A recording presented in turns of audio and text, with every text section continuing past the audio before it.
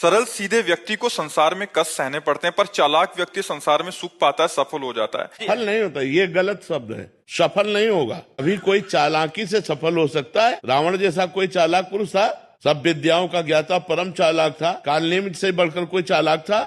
पूरी संजीवनी बूटी जैसी ही द्रोणागिरी में हर औषधि को कर दिया और साधु बनकर बैठ गया। हनुमान जी ने मार डाला, राम जी ने रावण को मार डाला, रहा न को कुल रोवन यारा। चालाक पुरुष सफल कैसे हो सकता? नहीं, सीधा सरल पुरुष कष्ट पा सकता है, पर सफल सीधा और सरल सच्चाई पर चलने वाला हो। जैसे धर्मराज युधिष्ठिर बिल्कुल सीधे थे, यहां तक इतने सीधे थे कि युद्ध क्षेत्र में कल कौन सी रणनीति है वो जाके दुर्योधन सीधे पूछ लेता था। भ्राताश्री कल कौन सा चक्रव्यूह रचना है वो बता देते थे। इसीलिए भगवान दो बैठक करते थे, एक युधिष्ठिर के साथ और एक युधिष्ठिर से अलग। युधिष्ठिर के साथ जो बैठक की वो चक्रव्यूह रचना ही नहीं होगी, क्योंकि वो दुर्योधन को पता हो। इतने सरल थे कि वो आके पूछ लेते, वो पूरी बात बता देते थे। तो आप देखो विनाश किसका हुआ? चतुर चालाक, जिसके साथ शकुनी, दुशासन, कर्ण, दुर्योधन के साथ इतने चालाक, चालाकी की हद थे ये लोग। तो क्या ये लोग सफल हुए? नहीं, सफल हुए सीधे साधे युधिष्ठिर जी महाराज। तो चालाक पुरुष तुम्हें सफल होते नजर आएगा, लेकिन सफल नहीं हो सकता।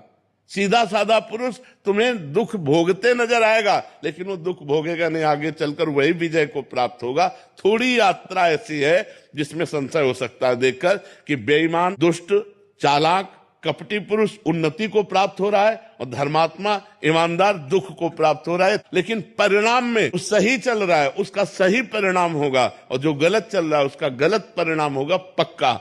उसका पुण्य उसको साथ दे सकता है, लेकिन जो जीवन का परिणाम है वो ये पद नहीं है। मरोगे तो तुम्हारे साथ पद नहीं जाएगा, तुम्हारे साथ रुपया नहीं जाएगा, अच्छाई जाएगी, तुम्हारे सत्कर्म जाएंगे।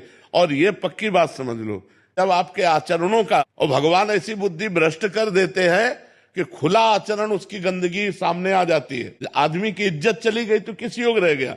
तो ये पक्का समझ लो, अच्छा पुरुष और धर्मात्मा पुरुष दुखी हो सकता है लेकिन हार नहीं सकता।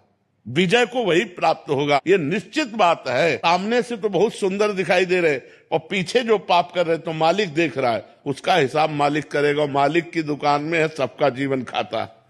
पाई भर का भी चूक नहीं होती हमारे मालिक से, एक एक बात का हिसाब होता है। अगर हमने अंगुली भी उठाई है तो उसका भी हिसाब है कि क्यों उठाई और कैसे उठाई।